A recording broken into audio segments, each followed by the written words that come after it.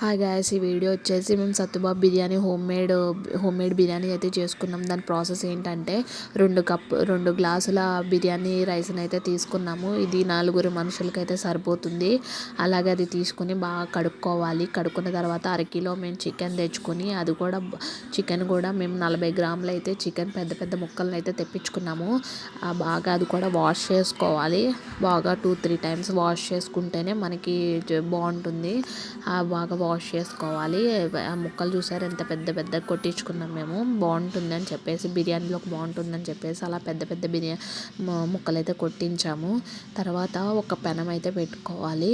అది కొంచెం హీట్ ఎక్కాలి. హీట్ ఎక్కిన తర్వాత మనం దీంట్లోకి ఎక్కువే పోసుకున్నాం. మేము కొంచెం ఎక్కువే పట్టింది నూనె. అది పోసుకోవాలి. పోసుకున్న తర్వాత మనం ముక్కలు అయితే వేసేసుకోవాలి. మనం ముక్కలైతే వేసుకొని బాగా కలుపుకోవాలి.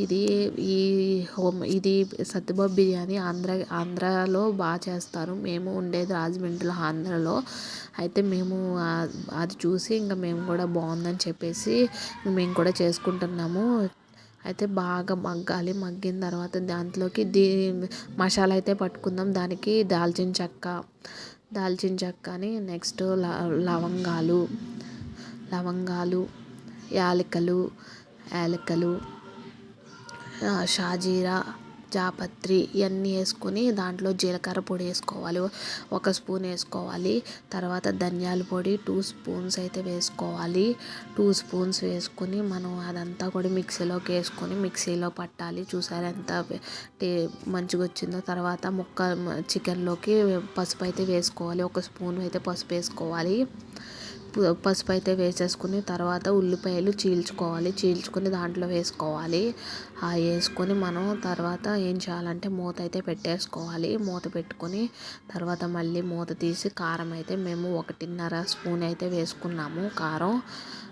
కారం అయితే వేసుకొని అది కూడా బాగా కలపాలి. కింద నుంచి పై వరకు బాగా కలిపితేనే అడగట్టుకుంటూ ఉంటుంది. తర్వాత వచ్చేసి మనం బాగా కలుపుకోవాలి. కింద నుంచి పై వరకు కూడా కారం ముక్కలకి అన్నిటికీ పట్టేటట్టు బాగా కలుపుకొని మనం బాగా కలుపుకోవాలి. కలుపుకున్న తర్వాత మనం ఇదంతా కూడా పట్టించాలి. ముక్కలకైతే బాగా పట్టించాలి. తర్వాత ఏం చేయాలంటే తర్వాత మనం కరివేపాకు వేసుకుంటే ఈ చికెన్లోకి బాగుంటుంది. మేము 3 రెమ్మల కరివేపాకుని తీసుకుని దాంట్లో వేసుకున్నాము. అది వేసుకొని బాగా కలపాలి. కలిపిన తర్వాత మనం బాగా కలిపిన తర్వాత చూడండి. తర్వాత మసాలా అయితే మనం దాంట్లోకి అయితే వేసేసుకోవాలి. ఎక్కువే పడుతుంది మసాలా. ఇంకా మేము ఎంతైతే సరిపోతుందో క్వాంటిటీ అంతే చేసుకున్నాము. దానికి కరెక్ట్గా సరిపోయింది చికెన్ కర్రీకి. ఇంకా అలా బాగా వేసుకున్నాము. బాగా కలుపుకోవాలి. కలుపుకొని మనం ఏం చేయాలంటే తర్వాత ఇదంతా కూడా ఆ మసాలా కూడా మొత్తం ముక్కలకి అన్నిటికీ పట్టేటట్టు బాగా కలుపుకోవాలి. కలుపుకుంటేనే మనకి టేస్ట్ అయితే బాగుంటుంది. దగ్గరికి వచ్చింది చూసారా, చాలా బాగుంది. టేస్ట్ స్మెల్ అయితే బాగా వస్తుంది. సూపర్ వచ్చింది.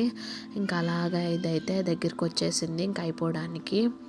ఇంకా అలాగా ఇది ఇంకా అయిపోయింది కూర అయితే. తర్వాత కొత్తిమీర వేసుకోవాలి. కొత్తిమీర వేసుకుంటే ఇంకా అయిపోయినట్టే. ఇంక ఇది వేసుకొని బాగా ఒకసారి కలిపేసుకుంటే ఇంకా అయిపోయినట్టే. చూసారా, మీరు కూడా ట్రై చేయండి. చికెన్ కర్రీ మేము వెరైటీగా చేసాం. మీకు కూడా నచ్చితే కనుక లైక్ చేయండి, షేర్ చేయండి. తర్వాత బిర్యానీ ప్రాసెస్ చేద్దాము. తర్వాత కొంచెం నూనె అయితే వేసుకోవాలి. కొంచెం నూనె వేసుకొని కొంచెం మేము నెయ్యి మేము ఇంట్లోనే చేసుకుంటాము. ఆ నెయ్యి తర్వాత లవంగాలు వేసుకోవాలి. యాలకులు వేసుకోవాలి. తర్వాత దాల్చిన చెక్కలు వేసుకోవాలి. తర్వాత జాపత్రి, షాజీరా వేసుకోవాలి.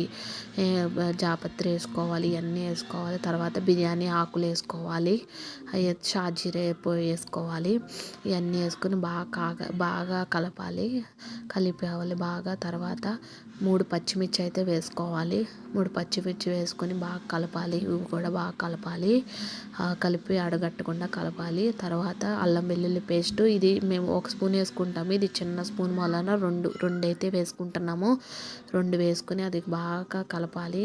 కలిపిన తర్వాత బాగా మేము ఏం చేస్తామంటే ధనియాల పొడి మేము ఇంట్లోనే పట్టేసుకుని ఉంచుకుంటాము. ధనియాల పొడి కూడా వేసుకుంటాము. ధనియాల పొడి కూడా వేసుకొని బాగా కలుపుకోవాలి.